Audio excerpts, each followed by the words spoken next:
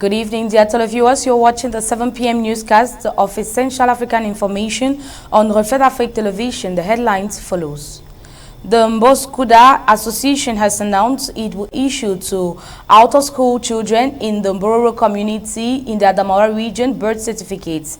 Cameroon will host the CHAN 2021 Games come January 16, 2021, with 3 cities acting as hosts to the 16 countries that will partake in these games. For this to the commencement of CHAN, support fans, citizens, and populations of the littoral region have laid complaints about less or zero communication about the games. Ladies and gentlemen, this is all for the headlines.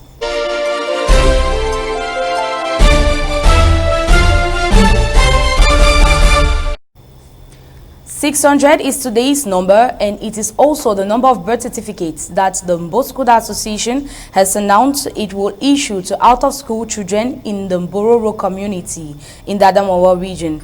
The establishment of these birth certificates is part of the ADRF project of the Regional Democracy Fund for Africa, reports. Children under the age of 5 have no birth certificates. According to Japanese Son Tomba, head of agency of the National Office of the Civil Status Institute for the Far North, 402,000 students aged from 6 to 11 years old, so 35,000 in examination classes, are without birth certificates in the Far North. This data comes from information from the directors of the various schools in the region and from the compilation with that of the Regional Delegation of Basic Education for the Far North. Between 2018 to 2020, civil status offices in the Far North region recorded a functionality rate of their various center of 33 to 65%. According to the recent United Nations Children Fund report, about 42% of births in rural Cameroon go unregistered, and the high percentage rate remains particularly high within the Bororo community, where less than 10% of births are registered, a situation that persists in the country and makes thousands of Cameroonians unknown, illegitimate, and illegal in the eyes of the administrative authorities. It is therefore based on this observation that the Mboskuda Association has announced that it will issue 600 birth certificates for out-of-school children in the Bororo community in the Far North region. It should be remembered that this situation of the absence of a birth certificate is a glaring problem, and one of which even required a plea in the lower house of the parliament. And at the end of this plenary session on November 16, 2020, parliamentarians had proposed many campaigns ranging from awareness to censuses. To overcome this problem of the insufficiency of the main and secondary civil status centers, the parliamentarians have recommended to the government the launch of a master plan for the computerization of the national civil status system, which they had estimated at nearly 24 billion francs CFA, substantial allocation of financial resources to the National Civil Status Office, construction of civil status centers, and support for personnel from civil status centers. On the legislative and regulatory front, one of the measures was to extend the deadlines for the declaration of birth from 90 to 180 days or 6 months. And with regards to the supplementary judgment, the parliamentarians had recommended the harmonization of a reasonable cost of expenses related to the procedures in the absence of its fee. In addition, the National Assembly had recommended that in January 2021, the realization of the special operation of issuing birth certificates be practical. Onto the Southwest region, the Minister of Transport, Jean-Ernest Massinangale Bibehe, ended a 2-day walking visit to the Southwest region yesterday in preparation for the upcoming African Nations Football Championship CHAN. In a meeting with members of the Transport Syndicate and the Taxi Drivers Union in the region, he emphasized on the importance of exercising diligence throughout their transport duty during the period of the CHAN Games. Minister Ngale Bibehe visited the Limbe Omnisport Stadium and Limbe Presbyterian Printing Press where vehicle identification documents are printed. He was keen and making sure the CCTV security cameras have been installed, as his overall remark was satisfactory. Ahead of January 16 Games, CAF's President Omar Constant was received at the Yaoundé-Simalène Airport yesterday, January 12, by the President of FEDCAFOOT, Seydou Mbombonjoya. Cameroon will host the CHAN 2021 Games come January 16, 2021, with 3 cities acting as hosts to the 16 countries that will partake in these games. 4 days to the commencement of CHAN, sports fans, citizens, and the populations of the littoral region have laid complaints about less or zero communication about the games, as reported by Promise Fosu.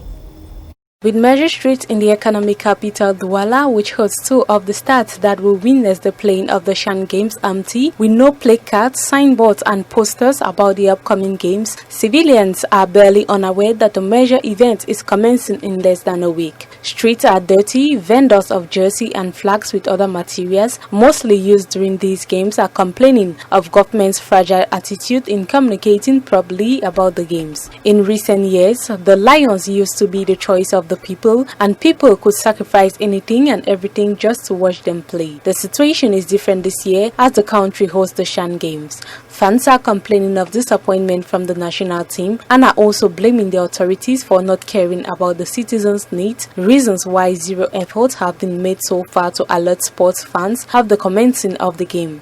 For others, even though sales of jersey and other materials are not yet evident, once the Lions impress their fans, the coin will flip. The CHAN going to start, and for now the sales of the jersey is not all moving. So we are waiting when it will begin. They will know on how what to buy. Yes, because the nation has so much disappointed the citizens in their out place. So they are still waiting when they will perform well, then they will have to need their jerseys.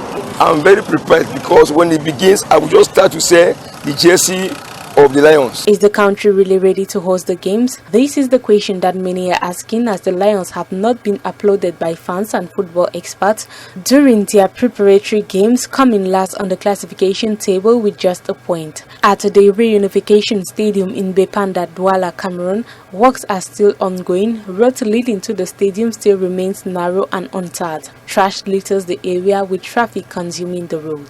With the CHAN Games coming up in a barely 5 days, citizens of the economic capital Douala are calling on all the authorities led by the Cameroon government to, of course, do something about the communication of the CHAN Games. Of course, they are calling on the authorities to clean the town. They are calling on the authorities to make it more publicly because they count so much on the Lions. For Reflets D'Afrique Television, I have been Promise Fosu with Abdul Salam. Security forces in Central African Republic repelled attacks by rebels trying to seize the capital early Wednesday after intense fighting on the city's capital outskirts, officials said. The rebels are protesting the re-election on December 27 of President Faustin Archange Touadéra following the January 4 announcement of Touadéra's victory. The rebels coalition said they would take the capital. United States, Derek Chauvin, the policeman who killed George Floyd, will be tried in March. His former colleagues indicted for complicity will be tried next August. The following report tells us more.